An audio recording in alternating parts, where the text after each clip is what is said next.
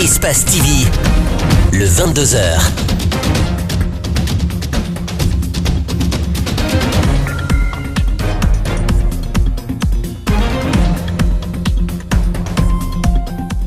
Bonsoir à tous et bienvenue dans cette grande édition d'information. Tout de suite, les titres. Début de la journée de la participation citoyenne aux travaux d'assainissement Conakry Ville Propre ce samedi. Le Premier ministre Kassory Fofana a donné le coup d'envoi de cette nouvelle opération qui aura lieu chaque dernier samedi de chaque mois. Les examens nationaux session 2018 ont pris fin ce samedi par le baccalauréat sur l'ensemble du territoire national. La polémique autour des irrégularités enregistrées ne cesse pas et nous avons pu entrer en possession de quelques traités de sujets mis sur la toile des puisières. Préserver la biodiversité, lutter contre l'homogénéité des cultures, mais aussi garder leur indépendance face aux sémenciers industriels, c'est le pari un peu fou qu'ont fait quelques agriculteurs il y a 20 ans en Dordogne. Je vous le disais à l'instant, journée de la participation citoyenne aux travaux d'assainissement Conakry Ville Propre, c'est le nom de la campagne lancée ce samedi 30 juin à Conakry. C'est le Premier ministre Ibrahima Kassory Fofana qui a donné le coup d'envoi de cette nouvelle opération à Lambani. Les coins de départ des ordures appelés points noirs étaient au centre des préoccupations pour cette première journée. Mamadou Kalisso, Yacouba Traoré ont suivi et la délégation suivie. Le gouvernement lance une autre campagne d'assainissement de la ville de Conakry. Le coup d'envoi de cette opération dénommée Journée de la participation citoyenne aux travaux d'assainissement Conakry Ville Propre a été donné au marché de Lambani.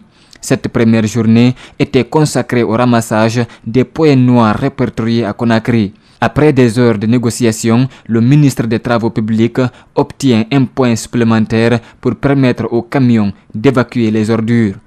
Le casier mis à disposition, l'espace mis à disposition va permettre de recevoir très rapidement le flux, la rotation de tous les camions que nous voulons faire amener ici. Vous avez vu le dépôt sauvage au niveau de Fossidé à Yataya. Si vous n'aviez pas l'endroit où les recevoir, il va être très difficile de débarrasser cet endroit de ce tas d'immondices. Ce premier jour a coïncidé avec la fin du baccalauréat, ce qui pourrait expliquer ce faible engouement. Mais dès ce dimanche, environ 13 000 jeunes doivent être mobilisés pour faire le ramassage dans les différents quartiers en collaboration avec les élus locaux. Moustapha Naïté garde espoir. Nous osons croire que c'est un départ, c'est une dynamique qui est en cours et que la pérennité de l'action sera assurée par l'Agence nationale d'assainissement et de salubrité publique. Cette campagne d'assainissement est une mesure d'urgence. Le gouvernement travaille avec les partenaires au développement, notamment l'Union européenne et la Banque islamique de développement, pour recruter un opérateur professionnel qui s'occupera de la gestion des ordures. La mesure actuelle d'urgence est une mesure ponctuelle, conjoncturelle pour permettre de nettoyer, de débarrasser Conakry de ces immondices en demandant la participation citoyenne, en demandant l'implication des populations. Des bacs à ordures sont mobilisés pour faciliter cette campagne d'assainissement. Le ministre des Travaux publics invite les citoyens à se mobiliser pour la réussite de cette opération. Le gouvernement lance une action citoyenne pour le ramassage des ordures au niveau des quartiers. Visiter la participation des populations est très moindre. Le chef de quartier confie avoir pu mobiliser des volontaires, mais le gouvernement n'a pas mis les moyens qu'il faut pour que le travail se fasse correctement.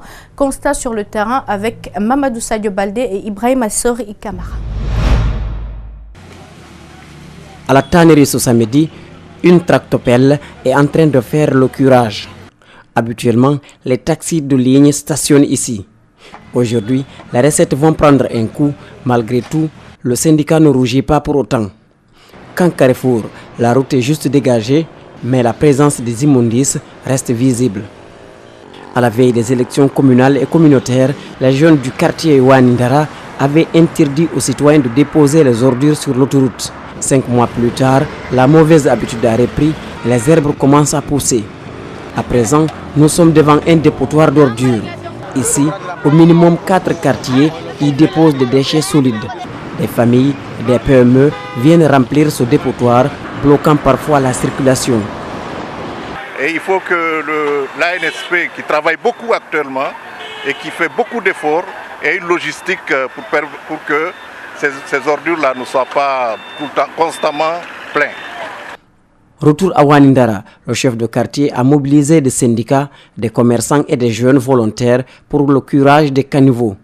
Les moyens matériels annoncés par le gouvernorat et les départements impliqués dans l'exécution du plan d'urgence ne sont pas encore disponibles. Nous sommes le 30 aujourd'hui, jusqu'à aujourd'hui ces moyens ne sont pas arrivés d'abord. L'autre souci du chef de quartier, c'est comment dégager ces ordures du rond-point.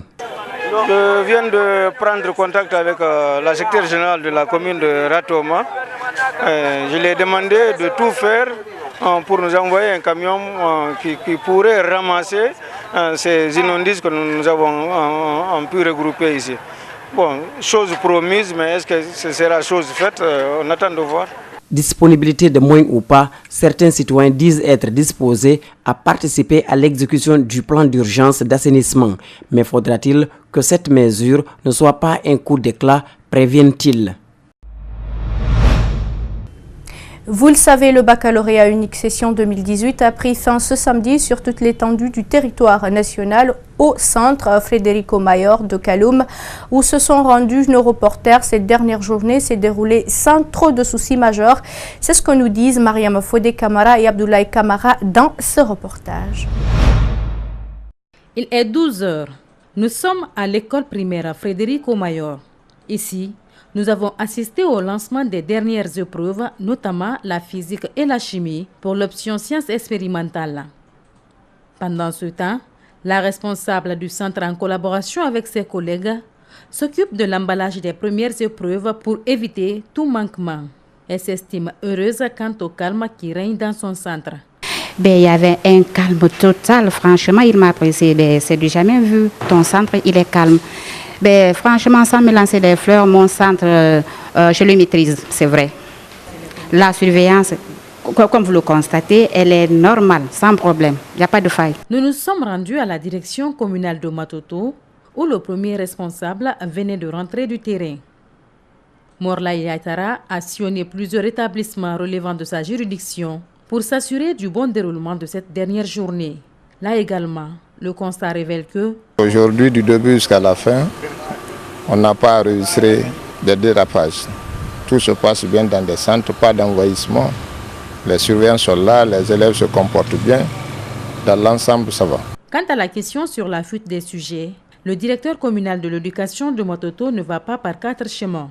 Je pense que tous ceux qui racontent qu'il y a fuite par-ci, par-là, ça n'engage que, en réalité, il n'y a pas de fuite. A rappeler qu'ils sont au total 95 196 candidats, dont 34 508 filles pour cette évaluation, dont l'issue verra certains accéder aux universités. Et le baccalauréat session 2018 est certes fini, mais une question reste posée. Faut-il ou non l'annuler? C'est en tout cas l'avis de plusieurs citoyens qui crient au scandale après les nombreux cas d'irrégularité qu'ils disent avoir constatés. Le ministre de l'Éducation n'y croit pas, il exige des preuves. Notre rédaction a été mise en copie de quelques traités de sujets en mathématiques et en français. Des copies d'ailleurs qui se sont retrouvées sur la toile. Antoine Kourma s'est intéressé à la question. On suit son constat. Après le lancement des épreuves du baccalauréat mercredi, quelques dysfonctionnements ont été enregistrés, notamment des cas de sujets qui se sont retrouvés sur la toile dès après le lancement dans les salles d'examen. L'épreuve de sciences mathématiques, par exemple, a été photographiée par certains candidats pour solliciter des aides extérieures. Même chose pour la biologie et l'épreuve de français qui ont été vulgarisées à l'heure du déroulement des épreuves.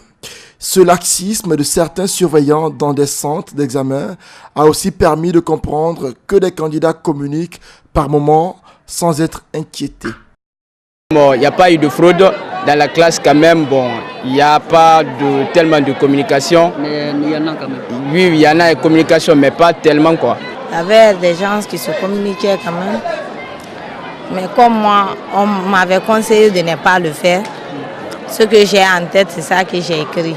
L'utilisation des téléphones portables dans des centres d'examen a été confirmée par plusieurs citoyens et même par des enseignants et des candidats. Quelques sujets traités et balancés sur la toile ne sont pas passés inaperçus. Durant ces examens, des surveillants ont été suspendus ainsi que les chefs de centre. Des arrestations de certains candidats pour détention de téléphones portables comme Ayataya ont été enregistrées. Mais est-ce que cela suffit-il pour éponger toutes les irrégularités signalées durant ces examens exécutés en 10 jours?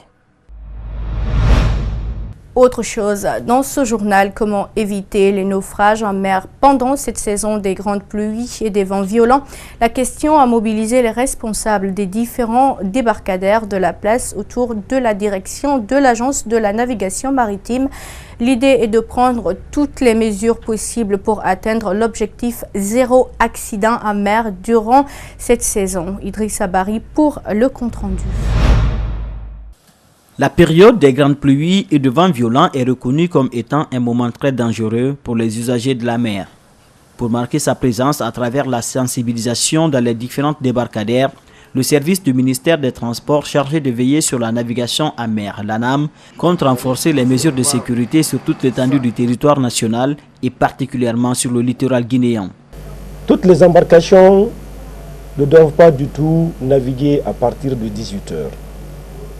Nous le disons, c'est pour éviter qu'il y ait des accidents. Vous savez, avec cette saison hivernale, nous enregistrons pas mal d'accidents. Et cette fois-ci, le slogan, c'est zéro accident en mer.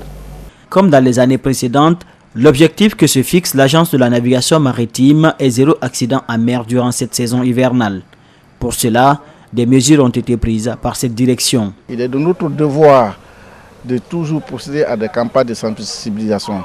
C'est pourquoi on a invité tous les directeurs préfectoraux et communaux afin de les mettre en garde, afin de leur donner des consignes de sécurité qui vont restituer au niveau des insulaires. Outre cette mesure, le transport mixte, la traversée sans gilet de sauvetage sont aussi interdits. Il a aussi été demandé à tous les responsables de débarcadères de procéder à des contrôles nécessaires avant la sortie en mer de toute embarcation. Des consignes bien comprises par ces responsables locaux. Sur chaque hivernage, on nous donne des instructions à respecter. Donc à travers ça, l'année passée, il n'y a pas eu de naufrage, puisque ça a été très bien géré par nos agents qui sont au niveau des débarcadères. Nous veillons à la sécurité et que toutes les dispositions désormais sont prises pour restituer jusqu'à la base afin de sécuriser les gens. En 2012, la Guinée avait enregistré plusieurs cas de naufrage le long de ses côtes. Des accidents en mer qui ont coûté la vie à plusieurs Guinéens. Conscients de cette réalité, les responsables de l'ANAM, accompagnés du ministre des Transports, comptent organiser dans les jours à venir une tournée de sensibilisation sur tout le littoral guinéen.